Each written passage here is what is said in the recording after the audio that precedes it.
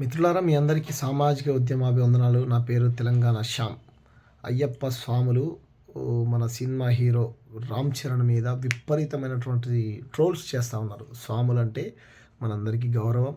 వాళ్ళు కన్యాస్వాములు కావచ్చు, కత్తి స్వాములు కావచ్చు, గురుస్వాములు కావచ్చు, ఎవరైనా కావచ్చు. స్వాములంటే రెండు తెలుగు రాష్ట్రాల్లో ఉన్నటువంటి హైందవ ప్రజలకు, సనాతన ధర్మం మీద విశ్వాసం ఉన్నటువంటి హిందువులందరికీ, వాళ్ళు ముస్లింలకు, క్రైస్తవులకు అందరికీ గౌరవం ఉంటుంది. ఎందుకంటే వాళ్ళు పొద్దున్నే ఏమంటారు, సూర్యుడు రాకముందే లేచి చన్నీళ్ళ స్నానం చేసి నిత్యం భగవంతుడి ధ్యానంలో ఉంటారు. కాబట్టి వాళ్ళంటే మన గౌరవం. చాలామంది మన దగ్గర శివుడి మాలలు వేసుకుంటారు, లేకపోతే ఆంజనేయ స్వామి మాలలు వేసుకుంటారు. ఇప్పుడు అయ్యప్ప మాలలు నడుస్తూ ఉన్నాయి, దుర్గామాత మాలలు వేసుకుంటారు. ఆఖరికి డాక్టర్ బాబాసాహెబ్ అంబేద్కర్, భారత రాజ్యాంగ నిర్మాత డాక్టర్ బాబాసాహెబ్ అంబేద్కర్ జయంతి సందర్భంగా ఏప్రిల్ 14 జయంతి అయితే 14 రోజుల ముందు, నెల రోజుల ముందే కూడా ఆఖరికి బాబాసాహెబ్ అంబేద్కర్ కూడా మాలలు కూడా వచ్చినాయి. అంటే నేనేమంటున్నానంటే, దేవుడికి వాళ్ళ పైన ఉన్నటువంటి ప్రేమని ఏదో కోణంలో వాళ్ళ ప్రేమని వ్యక్తపరచుకుంటారు, తప్పులేదు. కానీ ఇక్కడ వచ్చినటువంటి సమస్య ఏంటంటే, ఆ స్వామీజీ గారు ఏం మాట్లాడుతూ ఉన్నారో చూడండి. సభ్య సమాజం మొత్తం చూడండి. నమస్తే నమస్తే నమస్తే. ఈ స్వామి కూడా స్వామి, గురుస్వామి అని నమస్తే అంటున్నాడు. స్వామి శరణం, స్వామి అని అయిపోతున్నాడు. సరే, ఓకే. చేశాడు. మాకు తెలిసిన మట్టుకు ఏంటంటే, అక్కడ ఆ దర్గాకి వెళ్ళేటప్పుడు కూడా బొట్టు తుడుచుకొని వెళ్ళిందంట. ఎందుకంటే ఆ దర్గా ఈ స్వామి కూడా క్లారిటీ లేదు. మనము హిందువులం అంటే ప్రతి ఒక్క మతానికి మనము అందరి మతాన్ని మన సమానంగా మనం పాటిస్తాం.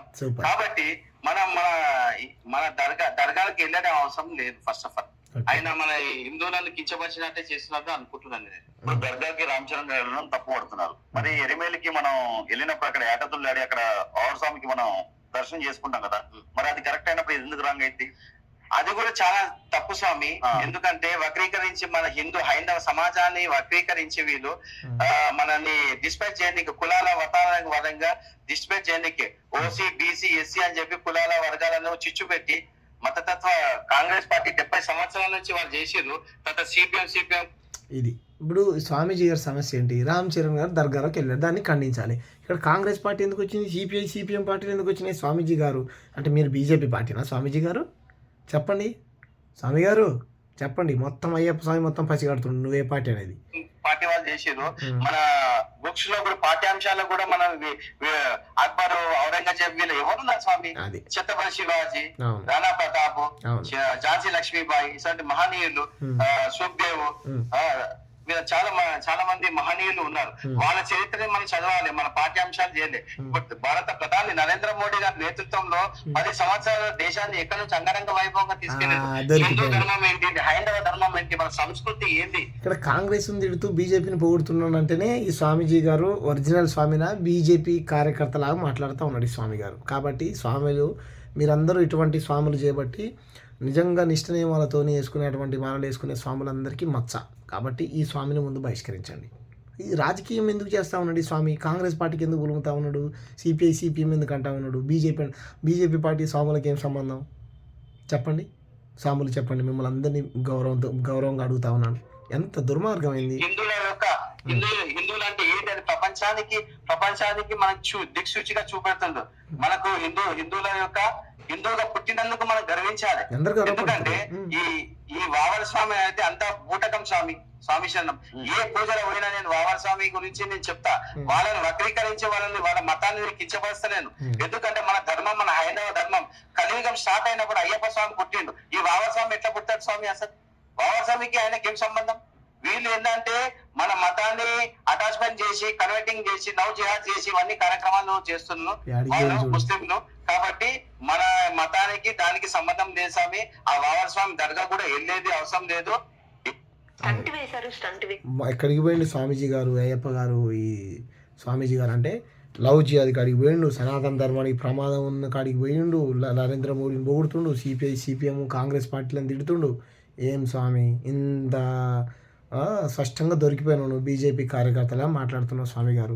ఎట్లా చెప్పండి? మీరు అయ్యప్ప మాల వేసుకున్న మీరంటే నాకు గౌరవం ఉంది. మీ మీద నేను రాజకీయం చేయదలుచుకోవట్లేదు, కానీ నేను గౌరవిస్తాను. పైన అయ్యప్ప స్వామి ఉన్నాడు, ఆ అయ్యప్ప స్వామి భక్తుడు నేను. ఈరోజు పొద్దున్న లేచి అయ్యప్ప స్వామి, నిన్ననే మా బస్తీలో ఒక పెద్ద మనిషి పడి పూజ పెట్టుకుంటే కొబ్బరికాయ ఇద్దాం అనుకుంటే అంతలా అటు పెళ్ళికి టైం అయింది వెళ్ళిపోయాను. నేను ఎంత పెద్ద భక్తుడినండి.